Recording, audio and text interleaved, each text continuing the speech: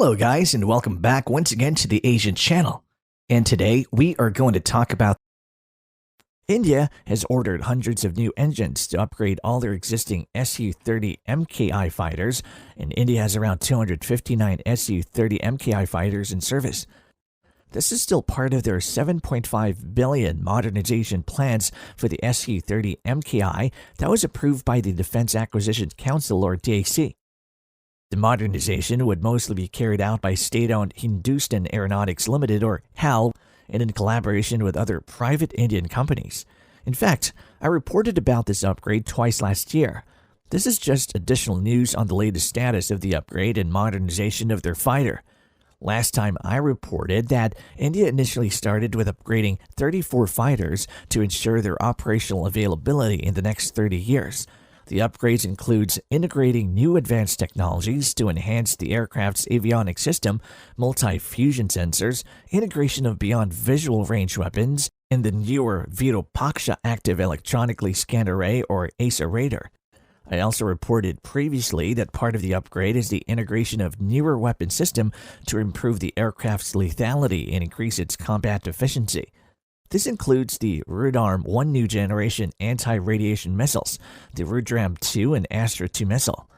The Rudram missile is designed to destroy enemy surveillance, communication, and radar targets on the ground from long-range distance.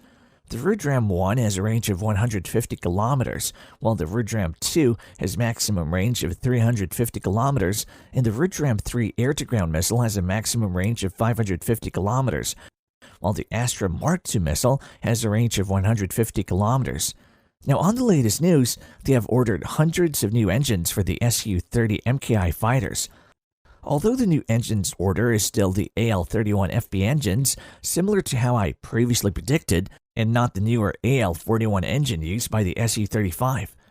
The reason for India selecting the AL-31 is obvious. Despite the AL-41 engine that can provide 16% increase in maximum thrust, around 14,000 kg of force, the engine has also twice the service life at around 4,000 hours.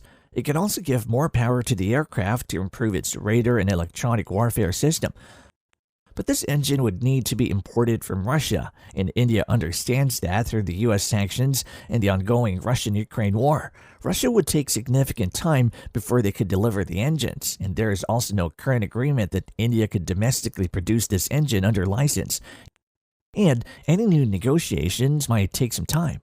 They would also need to take time to test these newer engines on their fighters. While the AL-31FP engine, which is locally made by HAL in India, it's a Russian technology engine under license to be manufactured in India. So aside from the engine's core, previously 54% of the engine is sourced locally from local suppliers in India.